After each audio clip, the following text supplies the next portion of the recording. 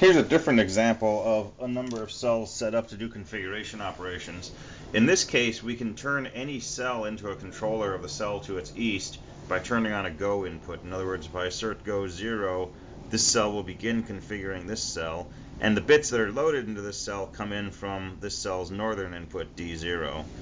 If I leave go 0 low and I change go 1 to be a 1, the bits coming in on the north of this cell, D1, will be used to configure this cell's truth table. And if I use go 2 and set that to a 1, then this cell is configuring this cell using bits coming into its north on the D2 line. And so this is an example of self-duality.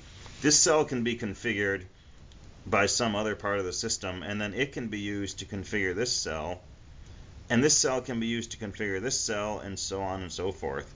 So you have a cell that's being configured, and then it can turn around and configure another cell. And this is typical of how things work inside the cell matrix. You have cells that are being configured, and then a little while later they may be acting as the source of a configuration operation on another cell. And then another cell that was just programmed may turn around and reconfigure that former cell that was controlling it.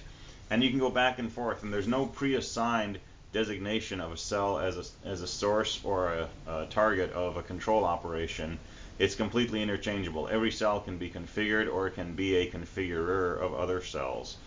And this back and forth interplay between the two roles is characteristic of most of the interesting circuits on the cell matrix that take advantage of this self-configuration capability.